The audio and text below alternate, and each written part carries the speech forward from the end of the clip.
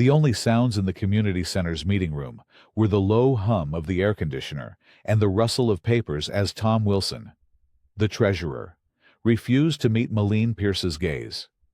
It was a sterile, beige room, designed for manufactured consensus. But tonight, the air was thick with a polite, simmering hostility. Wes Carter stood at the back, his hands resting calmly on the chair in front of him. He had learned long ago that in rooms like this, stillness was a form of strength. Malene Pierce, president of the Sagewood Meadows Homeowners Association Board of Directors, adjusted the microphone. Her blazer was a severe shade of crimson, a stark slash of color against the room's blandness. She radiated an energy that was equal parts manufactured authority and genuine impatience. "Finally," she said, her voice amplified to an unpleasant sharpness.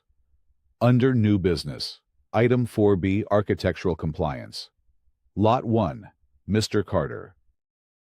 All eyes turned to Wes.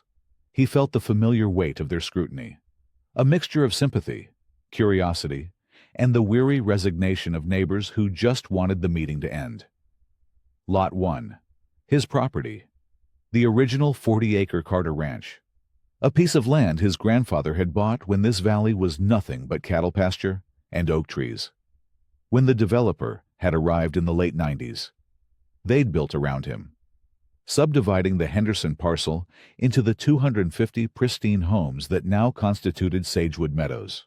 His father, in a moment of what Wes now considered profound miscalculation, had agreed to have the ranch enveloped by the new association, believing it was the neighborly thing to do. "I'm here, Malene," Wes said, his voice even and calm. Malene tapped a perfectly manicured finger on a glossy photograph.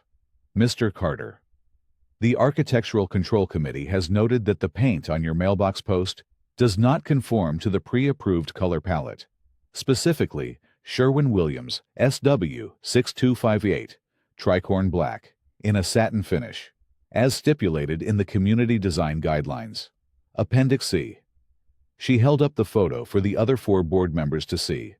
It showed his simple, wooden mailbox post, painted a dark, respectable gray, a gray his late wife, Helen, had chosen. "It appears," Malene continued, a slight, triumphant smile playing on her lips, "that you have used a color closer to iron ore, which is not an approved alternative for mailbox assemblies." A few residents shifted uncomfortably in their plastic chairs. This was the 3rd time in as many months that Malene had singled Wes out for a minor, almost imperceptible infraction. First, it was the height of his pasture fence, which was grandfathered in, but which she'd questioned anyway.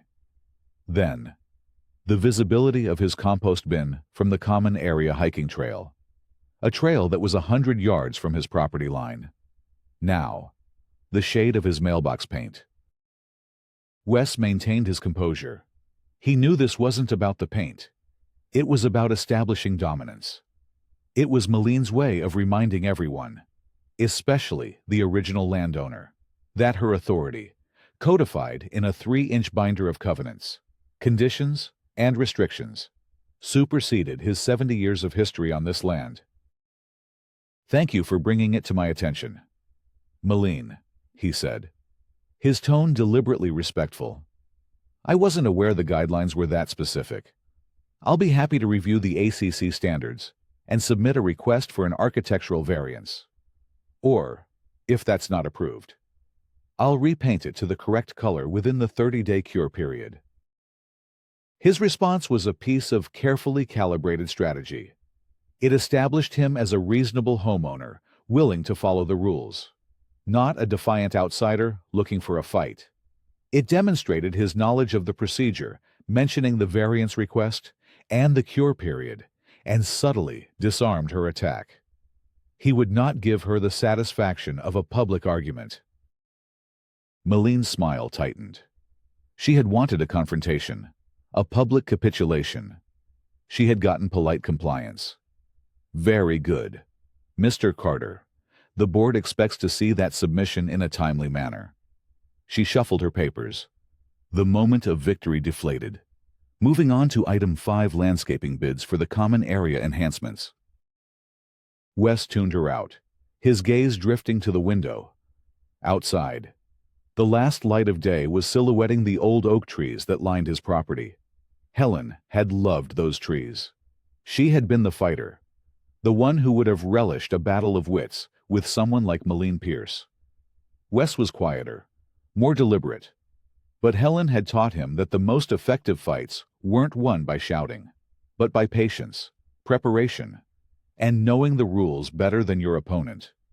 The mailbox was a triviality, a jab, but he had a sinking feeling it was just the opening move in a much larger, more serious game. 2 days later, the sterile hostility of the community center felt a world away.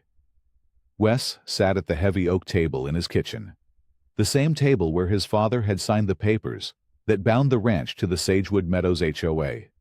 The scent of old wood, coffee, and the faint, sweet smell of hay from the barn filled the air. Through the window, he could see his small herd of Hereford cattle grazing peacefully in the west pasture. This was his sanctuary, the world he and Helen had built and protected. Her absence, even after 2 years, was a palpable presence, a quiet ache in the rooms they had shared. The doorbell chimed, pulling him from his thoughts. It was Sarah Jenkins, his neighbor from 2 lots down, a sharp, kind-hearted lawyer in her late 40s. She had been one of their first and closest friends when the subdivision filled in around them. "Coffee's fresh," Wes said, gesturing toward the pot as she stepped inside. "I saw the minutes from the board meeting," Sarah said, skipping the pleasantries. She accepted a mug and sat at the table. Mailbox paint. Wes, really, what is her problem? Wes shrugged. A slow, deliberate movement. It's not about the paint. It's a probe. She's testing the fences, looking for a weak spot. She's been on a tear since she got elected president 6 months ago, Sarah said, her brow furrowed with concern. It's not just you. She's finding the Pattersons for their garden gnomes. She sent a violation to the Millers because their basketball hoop was visible from the street for 2 hours after their son finished playing. It feels different now, more aggressive. Power, Wes said simply. Some people just like the feel of it. It's more than that, Sarah insisted. It's calculated, and it's escalating. I'm worried about you. Wes, your ranch. It's the one thing in Sagewood that doesn't fit her perfect. Uniform vision. Her words resonated with a disquiet that had been growing in him for weeks, feeling a prickle of unease. He stood and walked over to the built-in bookshelf in the den. From the bottom shelf, he pulled out 2 items. The first was a slim portfolio containing the original deed and survey maps for the Carter Ranch, dating back to 1952. The second was a thick, white 3-ring binder with the words Sagewood Meadows Homeowners Association Governing Documents embossed on the spine in gold letters. He dropped the binder on the table with a heavy thud.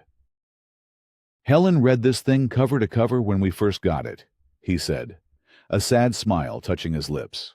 She said it was a masterpiece of legal ambiguity, designed to give the board maximum power with minimum accountability. He flipped through the tab section's bylaws, articles of incorporation, rules and regulations until he reached the covenants, conditions, and restrictions, the CC&Rs. His finger traced down the table of contents until it landed on Article 8. Use restrictions and rules. He opened to the page, the cheap paper already yellowing at the edges. With a yellow highlighter, he drew a line under a particular section. This one always felt vague, he muttered, more to himself than to Sarah. She leaned over to read the highlighted text. CC&R 4.8.4.2 Obstruction of Common Areas. No owner shall obstruct or interfere with the use of any portion of the common area by other owners. The parking of vehicles, equipment, or personal property on common area roadways, paths, or landscaped areas is strictly prohibited, except in designated parking zones, or as may be temporarily permitted in writing by the Board of Directors. Seems straightforward enough, Sarah said. Don't leave your car parked in the middle of the community park. But look at how they define common area, Wes countered. Flipping back to the definition section, he highlighted another line. Common area includes all roads, greenbelts, recreational facilities, and any other property designated as such on the official subdivision plat map, maintained by the association for the common benefit and enjoyment of the owners.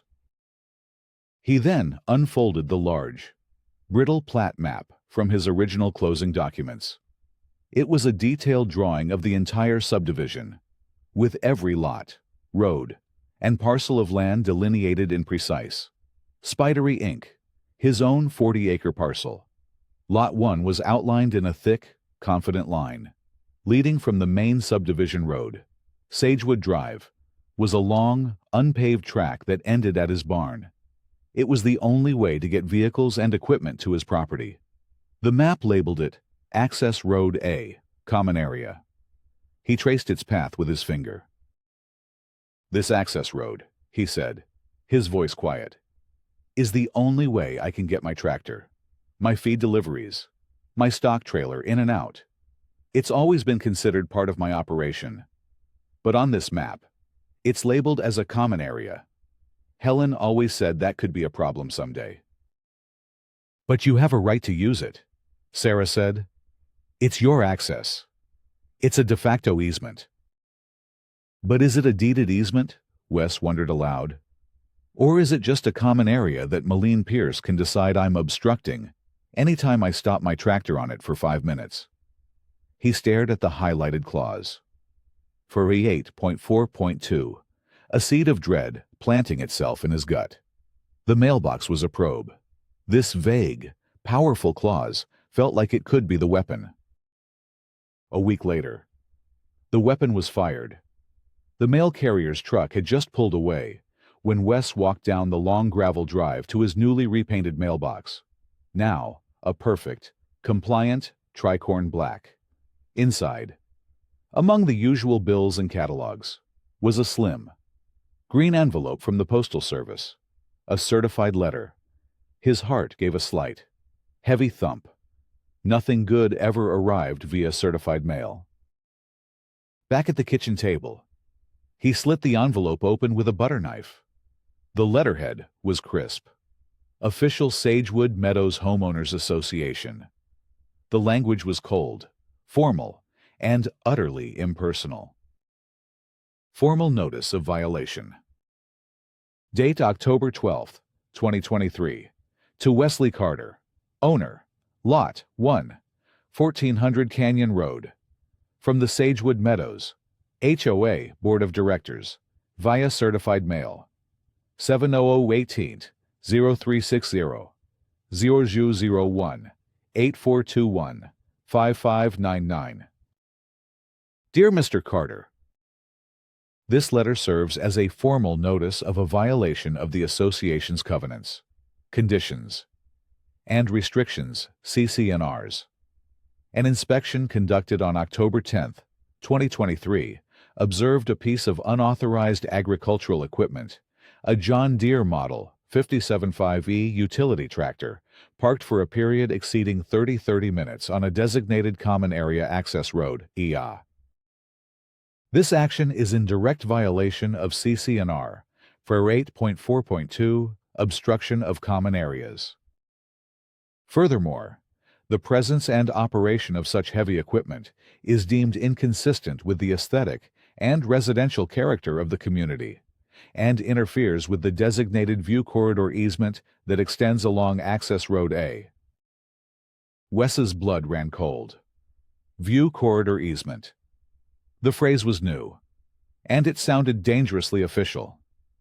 He had stopped his tractor on the road for about an hour 2 days ago, while he mended a section of fence. It was something he'd done 100 times over the years. No one had ever said a word. The letter continued. You are hereby required to cure this violation immediately and cease all unauthorized agricultural activities that obstruct or degrade the common area. Failure to comply will result in the levying of a fine of $100, with additional fines for continued non-compliance. A hearing on this matter has been scheduled before the Board of Directors. You have the right to attend this hearing to present your case. The hearing will take place on date November 9th, 2023. Time 7:00 p.m. Location: Sagewood Meadows Community Center. Sincerely, the Board of Directors. Sagewood Meadows, HOA, managed by Pinnacle Community Management. It was signed with a crisp, authoritative flourish by Malene Pierce. Wes read the letter 3 times. The precision was chilling. The citation of the exact clause he'd highlighted. The introduction of the view corridor concept. The scheduling of a formal hearing 3 weeks away. This wasn't a spontaneous complaint. It was a meticulously planned attack. Malene was using the governing documents not to maintain the community, but to systematically dismantle his ability to operate his ranch. The access road was his lifeline. If she could control that, she could control everything. The fight Helen had always warned him about had finally arrived, delivered by certified mail. The next morning, Wes sat in his truck outside the anonymous suburban office park that housed Pinnacle Community Management. He believed in giving people a chance to solve problems reasonably before escalating. He walked into the sterile lobby, a space decorated in calming shades of gray and blue, designed to project an aura of professional detachment. The receptionist, a young woman who looked bored and overworked, barely glanced up from her computer screen. "Can I help you?" "I'd like to speak with our community manager about a violation notice," Wes said, placing the letter on the counter. "My name is Wes Carter, from Sagewood Meadows." She tapped a few keys. "Our managers are not available for unscheduled calls or walk-ins. All communication regarding violations must be done in writing or at the scheduled hearing." It was a rote, practiced line. "I understand that," Wes said, keeping his voice level. "But there appears to be a fundamental misunderstanding in this notice. My deed grants me agricultural access to my property. This view corridor easement, mentioned in the letter, is not something I've ever seen in my property documents." The receptionist sighed, a small puff of exasperation. "Sir, Pinnacle Management only acts on the direction of your Board of Directors. We enforce the rules as they are interpreted by the board. We cannot offer legal opinions or debate the covenants." "So you can't even tell me where in the governing documents this view corridor easement is defined?" Wes asked. "Any questions you have can be presented to the board at your hearing on November 9th, she recited, her eyes already back on her screen. "The board's decision is final, pending the outcome of that hearing." Wes stood at the counter for a long moment. He was being stonewalled, directed into a procedural box canyon where the only path led to Malene Pierce's hearing. The management company wasn't a mediator. It was a wall, a well-paid, legally insulated wall designed to absorb complaints and deflect questions. The message was clear: informal resolution was not an option. He was being forced into a formal confrontation, on their turf and on their schedule. He picked up the letter. "Thank you for your time," he said, the words tasting like ash. As he walked out into the bright sunlight, the reality of his situation settled in. He couldn't talk his way out of this. He would have to fight his way out, using the only weapons that mattered in this world of rules and regulations: facts, documents, and the law. The following week was a blur of methodical, painstaking research. Wes knew he needed an expert, someone who understood the labyrinthine world of property law and land records, not as an abstraction, but as a physical reality etched into the dirt. He called Jim Gable. Jim was a retired county surveyor, a man in his late 60s, with a face like a topographical map and a disposition that was just as rugged. He'd spent 40 years tramping through brush and briars, deciphering deeds written in looping 19th-century script, and settling boundary disputes that had simmered for generations. More importantly, he despised bureaucratic bullies with a fiery passion. A view corridor easement. Jim growled over the phone after Wes explained the situation. Sounds like something a developer made up over a 3-martini lunch. I'll meet you at the county recorder's office tomorrow at 9. This ought to be interesting. The archives of the Cameron County Recorder of Deeds smelled of old paper, dust, and time itself. Jim moved through the aisles of massive, leather-bound plat books with the easy confidence of a librarian in his own stacks. "All right, Carter," he said, heaving a dusty volume onto a long wooden table. "Let's go back to the beginning." Together, they started with the original 1996 subdivision plat map for Sagewood Meadows. It was the official, recorded version of the map Wes had at home. The access road was clearly marked, just as on his copy, Access Road A, Common Area. "Okay, so it's Common Area," Jim grunted, tracing the line with a calloused finger. "That gives the HOA the right to maintain it, and the responsibility to insure it. It also gives every member the right to use it.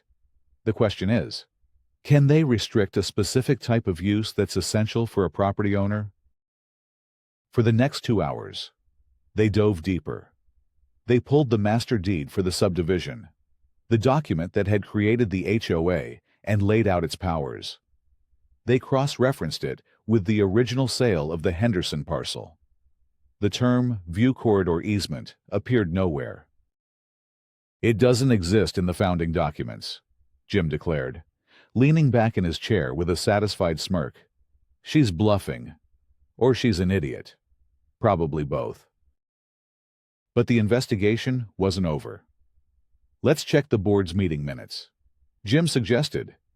Maybe they tried to create this easement themselves recently.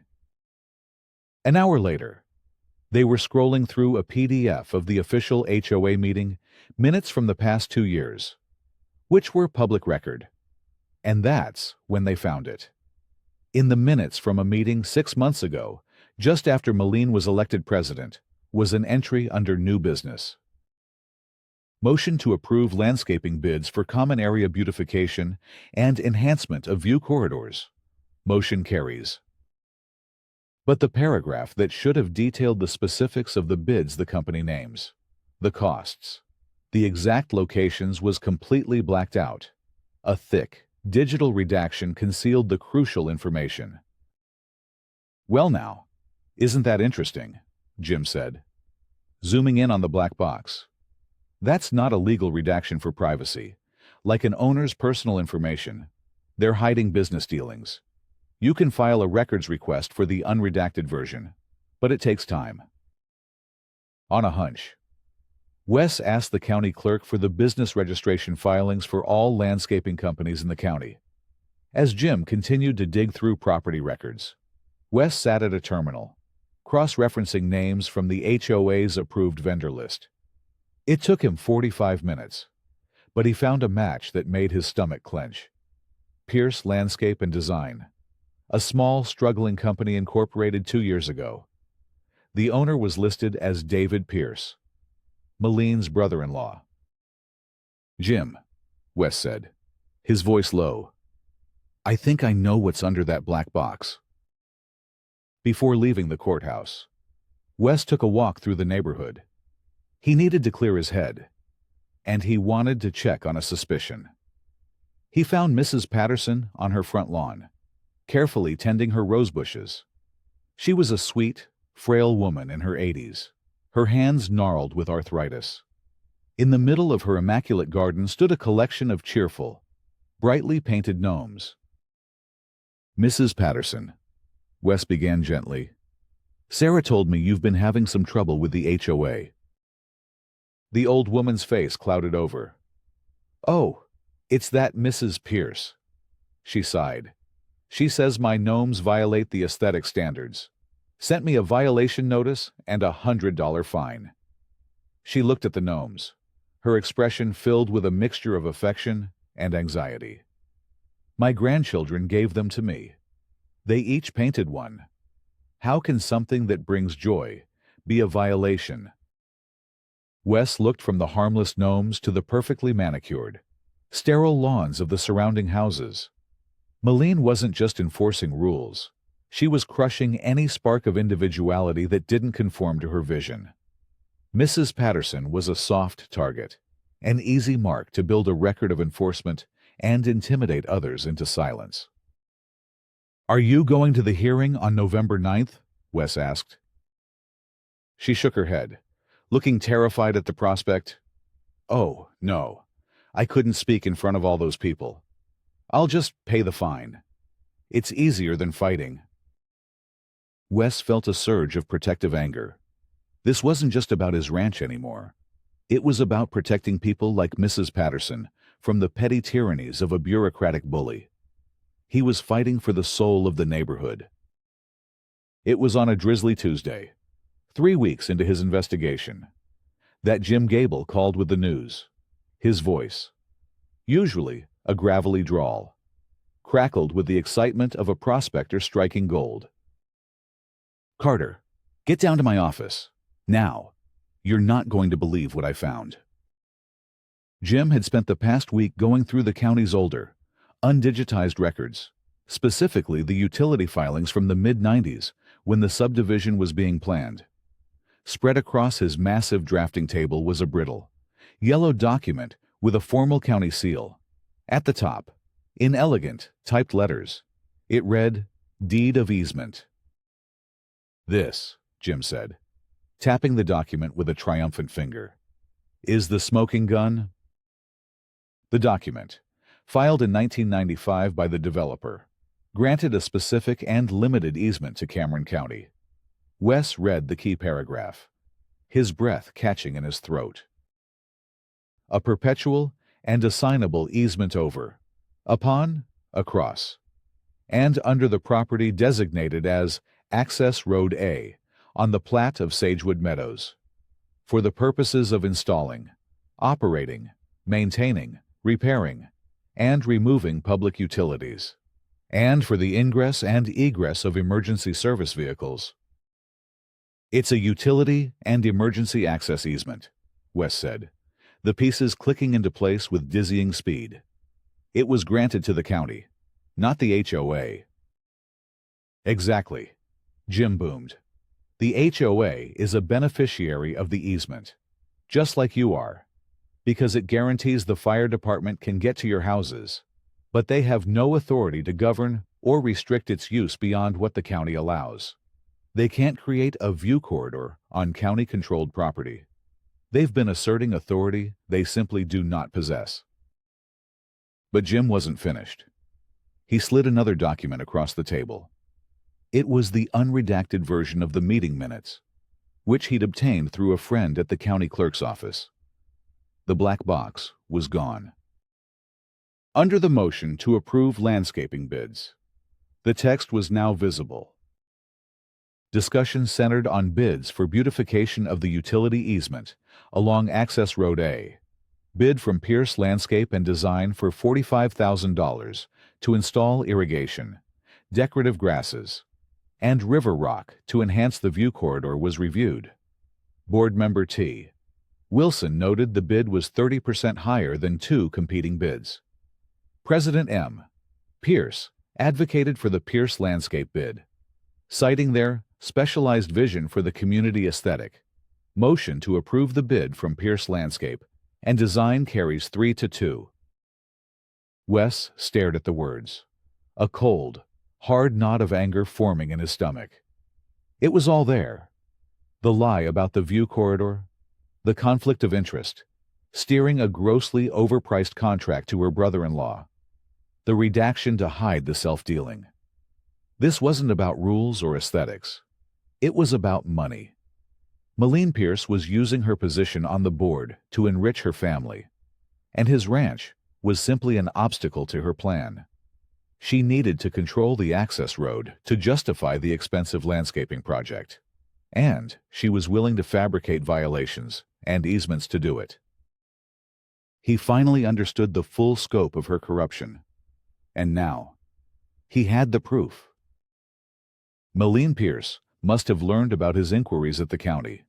Perhaps the management company had an informant at the clerk's office, or perhaps his formal records request had triggered an alarm. Whatever the source, the retaliation was swift, precise, and perfectly legal. On a Friday afternoon, exactly 31 days after the board meeting where his mailbox had been discussed, a new certified letter arrived. Wes had been so focused on the easement fight that he'd forgotten to submit the architectural variance for the paint color. He had missed the deadline. It wasn't a violation notice. It was a notice of lien. Following the HOA's collections policy to the absolute letter of the law, Malene had used his failure to cure the trivial mailbox violation as a pretext. The notice stated that for the unpaid fine of $25 for failure to comply and associated legal fees of $350, the Sagewood Meadows HOA had placed a lien on his property. It was a brilliant, vicious move. The amount was negligible, but the legal power of a lien was immense. The phone rang an hour later. It was Mr. Henderson from the bank, his voice strained and apologetic. "Wes, it's Bill Henderson. We have to talk about the lien. Our credit department just flagged it. I'm so sorry, but the agricultural line of credit is frozen, effective immediately. It's standard policy when a lien is placed on the collateral property." Wes felt the floor drop out from under him. Outside, a truck carrying a 2-ton delivery of winter cattle feed sat waiting on the road. Unpaid. His entire ranching operation, the feed, the fuel, the veterinary supplies ran on that line of credit, with a single, perfectly executed procedural move. Malene had cut his financial lifeline. The threat was no longer abstract or in the future. It was here, now, and it was crippling. The night of the hearing, the Sagewood Meadows Community Center was packed. Word of the conflict had spread, and the room buzzed with the energy of a town hall meeting convened for a controversial zoning change. Wes saw homeowners he knew, and many he didn't. He saw Mrs. Patterson sitting in the front row, clutching her purse, looking small and terrified. Sarah gave him a reassuring nod from the side. At the front of the room, on an easel next to the board's table, was a large digital clock. A sign below it read, "Homeowner comments, 5-minute limit." Malene had implemented the timer 6 months ago. It was a tool of control, designed to fluster speakers and cut off arguments. Tonight, it would be his enemy and his ally. Malene Pierce, flanked by the other 4 board members, called the hearing to order. She looked confident, serene. She held all the cards.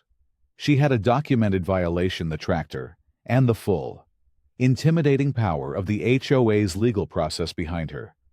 She presented the association's case first, her voice calm and measured.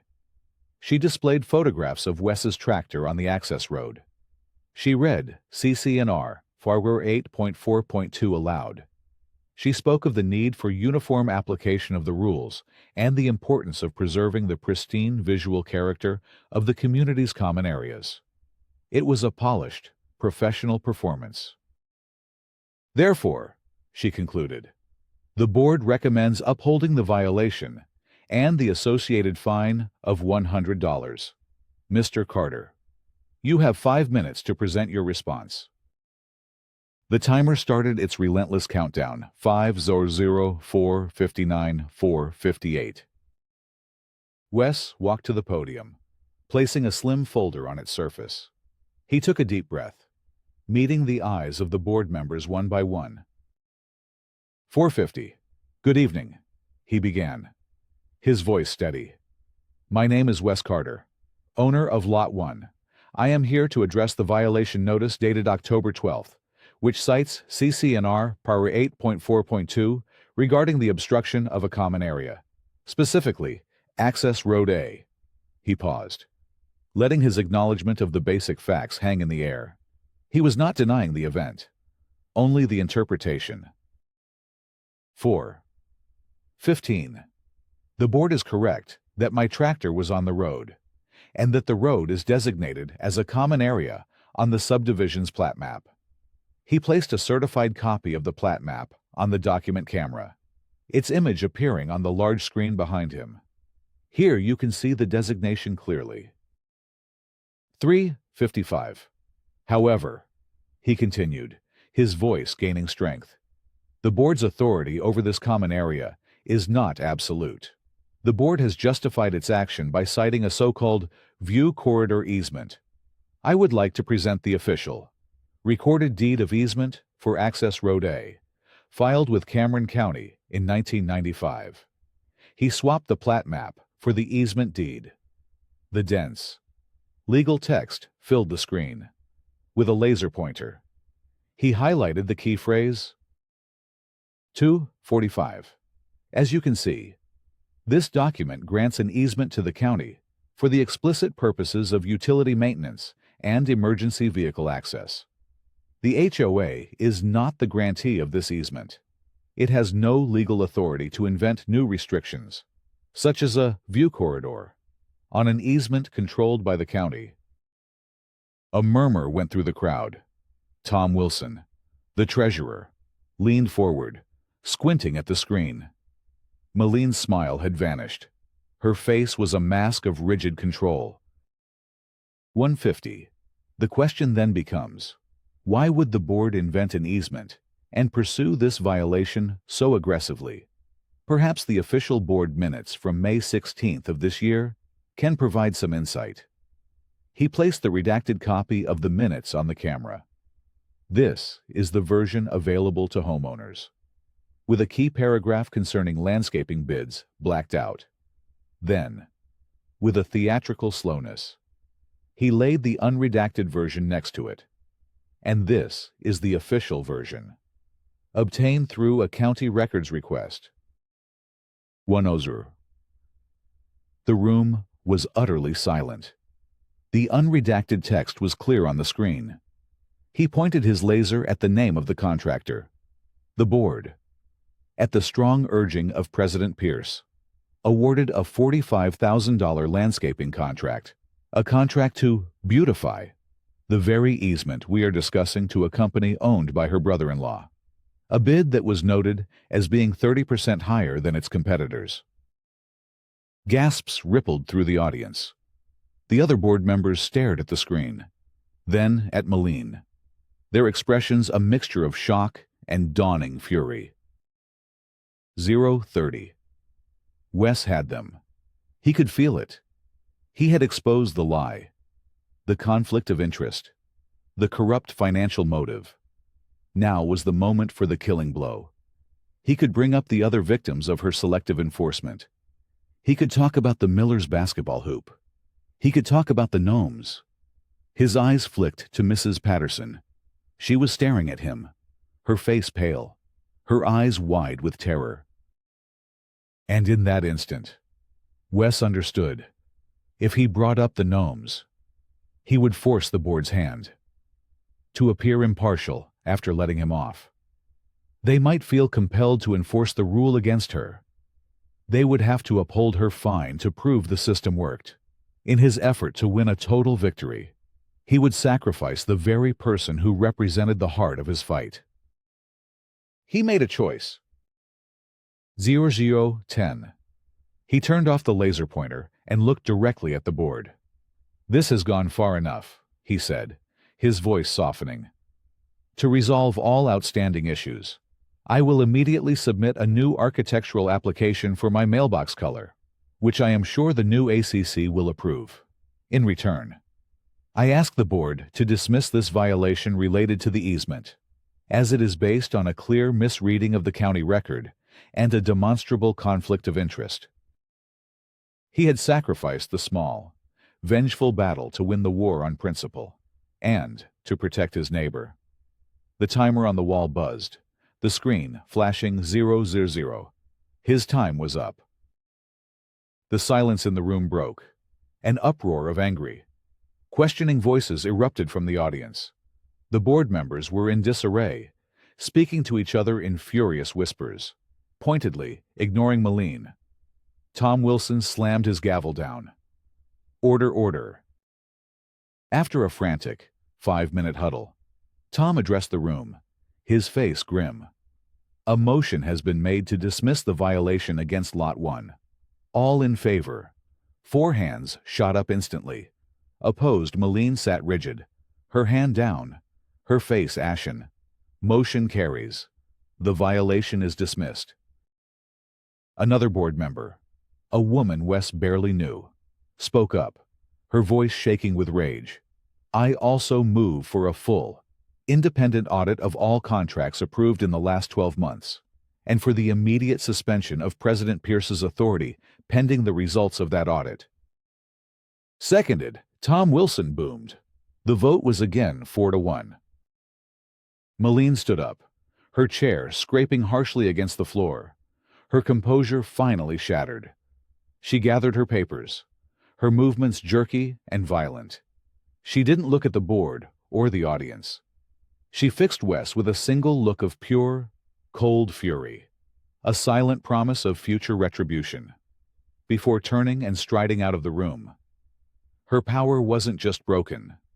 It was annihilated, publicly and decisively. 6 weeks later, the autumn air was crisp and clean. The independent audit had been a bloodbath. It confirmed a clear pattern of kickbacks and self-dealing between Moline, her brother-in-law, and, most damningly, the management company, which had facilitated the contract manipulations and the redaction of the minutes. The consequences were swift and cascaded down the chain of command. Pinnacle Community Management was fired by a unanimous board vote. Moline Pierce submitted her resignation via email moments before the board could vote on her formal removal. A special election was called, and a new, transparent board was elected. Sarah Jenkins was its new president.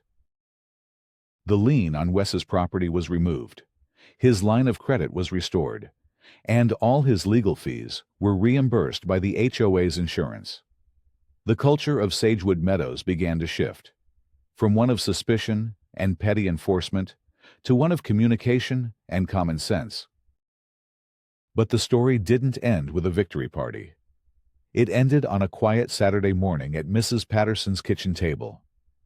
The sun streamed in, glinting off the cheerful, painted faces of the garden gnomes now lined up on her windowsill. Wes sat beside her, a pen in his hand, helping her fill out a form. So, for description of improvement, we'll just write installation of decorative lawn ornaments, approximately 12 inches in height, he said gently, guiding her hand as she wrote, and for materials, we'll put painted ceramic. It was a simple Architectural Control Committee application, a piece of paper that would formally approve her gnomes under the new, reasonable guidelines the board had just passed. It was a small, bureaucratic act, but as Mrs. Patterson signed her name with a flourish, her face beaming with relief and gratitude, Wes knew it was something much more. It was an act of restoration, a quiet mending of the community fabric, one garden gnome at a time. It was the kind of victory Helen would have cherished most.